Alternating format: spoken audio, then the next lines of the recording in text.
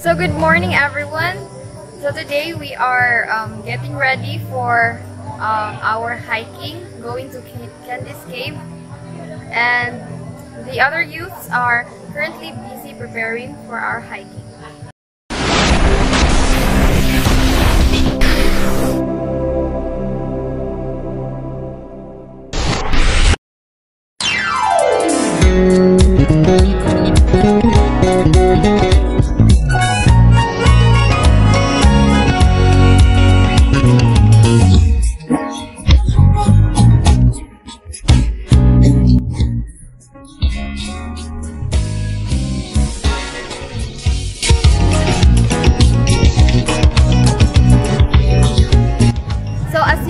Ang atong mga pagbatalpunan nag-ready na para sa ato ang hiking o sa atong caving. So a few minutes from now, we will depart.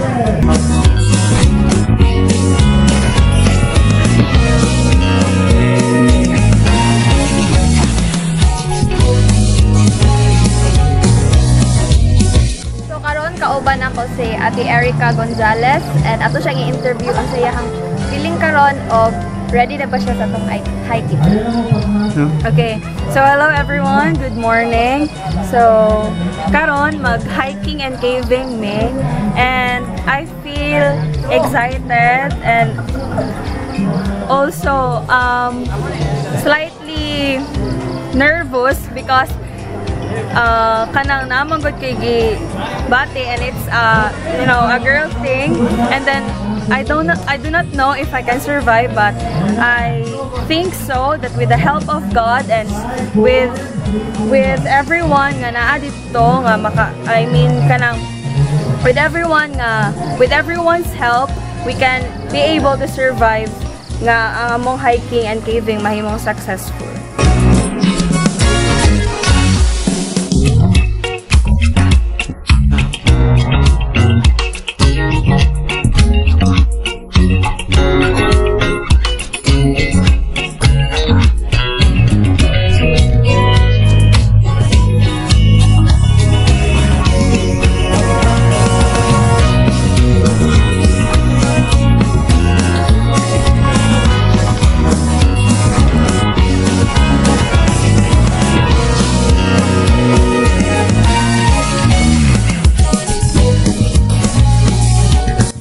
Okay, good morning sa tanan. Nagapadayon ang among pag-hiking karon padulong sa Candice Cave o gasig kaya nga itong mga batanon miabot ta og mga 90 plus ang nag-hiking. So enjoy kayo ang among pag-hiking karon, labi na makabot mi sa langub. So dito mi maniud to og mag-swimming mi dito. So ang wala ka kuyog next time na lang pod. Okay, so thank you so much and good morning. Let's go.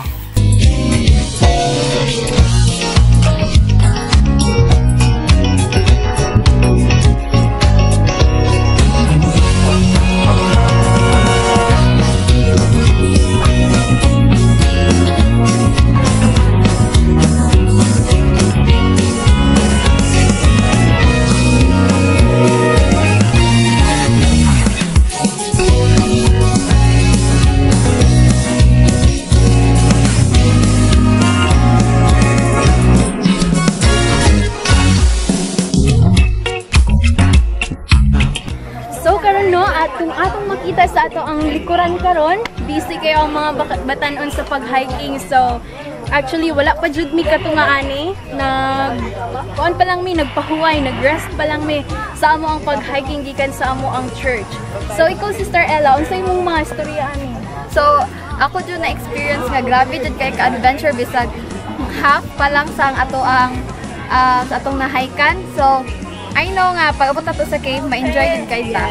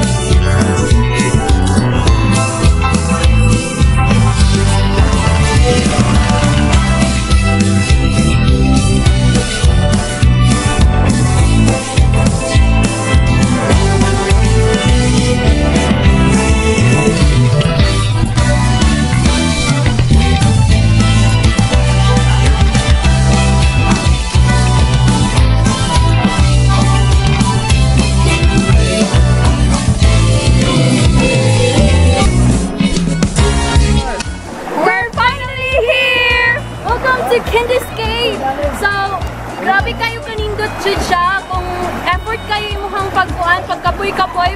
Then pag-abot na jud nimo diri sa ani nga cave, usa jud kay siya ka dako kay nga opportunity nga makaabot diri kay nindot jud kayo siya sa Sister Ella. Oh, bisag na pa lang ka sa gawas, makita na nimo unsa kanindot ang details sa stalagmite ug sa stalactite. So how much more kung mapulog na jud ta dito? So exciting, exciting.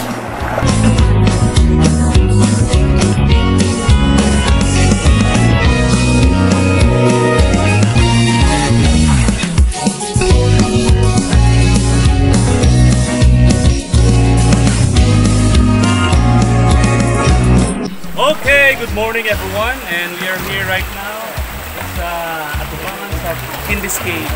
Uban sa mga guwapa o guwapo ng mga hikers. Oh, say hi! Okay, that's all. Okay, so pasalamatan natong Ginoo nga naka-survive dito, wala ray hapit na kuyapan. And pagkasilis naghangin. So mag-swimming meron sa sulod sa langog nga tagatuhod ang tubig. Okay, nagdalangan ng kabuok uban, naputay mga labunon, makalabata din meron sa sulod. Okay, so thank you everyone and good morning. Bye-bye!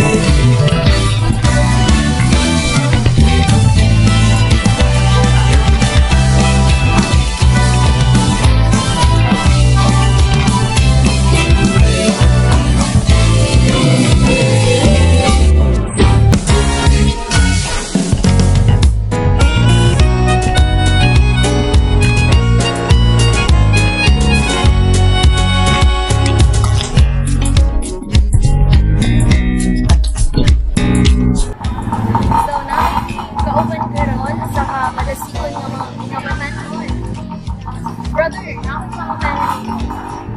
sa mga best experience ka rin. Okay, salamat no sa ang best yun. Dagan man nga yung mga nindot nga akong nagihan kay una sa tanan na tayo. Ganang tulay nga kahoy, kapit ko na hulog, pero praise God kay wala rin ito na hulog. Kapit na kinangong mo ng pan.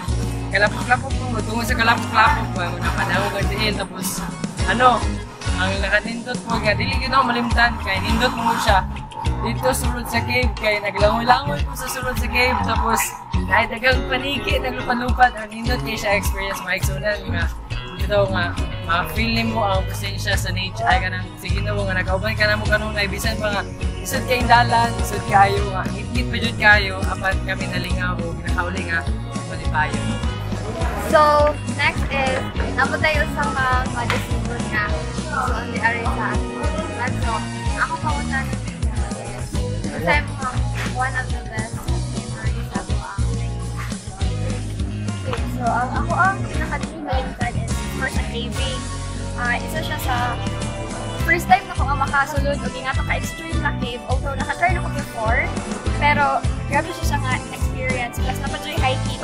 Lugay kayo na human, but overall, dili ang tanan, even sa pag-hike, sa kasuon na to, mga kaisuunan na to, ako yung dili siya malimutan.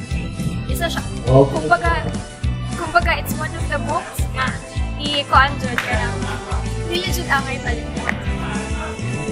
Okay, good afternoon everyone. We are so happy nga natapos namo ang mga weekend leadership training level 1 dinhi sa Tulangan SDA Church with the support of our brethren dinhi sa Tulangan SDA Church nga dasig kay sila nga nag-prepare sa amo nga mga pagkaon, and of course na-enjoy kayo nga atong mga young people today sa mga hiking and caving going to Kindies Cave. There are 90 plus nga mga young people ang mi-join sa mga hiking and caving, and silang tanan naka-survive Praise the Lord kayo kay wala ray nakuyapan. And we are so happy nga nahimo kini nga nagmalampuson uban usab sa pagsuporta sa atong mga elders, labi na sa atong nga presidente si Brother Chris Agbulos, sa atong Elders Council President, and sa atong flag fellowship president si Brother Ben Guhitia, and our district pastor, Pastor Jiwi Serrano. Napod ang ato ang mga pastors dinhi sa Pagadian City nga mi-support, Pastor Miljan Botanas, Pastor Kenneth Tumakay, Pastor Judil Jim Gumapak o uban pa sa atong mga kabatanunan nga mianhi gayud aron sa pag-attend sa ato ang leadership training nga gilangkuban kini sa 16 ka mga iglesia. Og nagpasalamat kami sa Ginoo nga gihatagan usab kami og higayon nga din makahimo kami nining fellowship. So once again, maayong hapon and God bless us all. Bye-bye!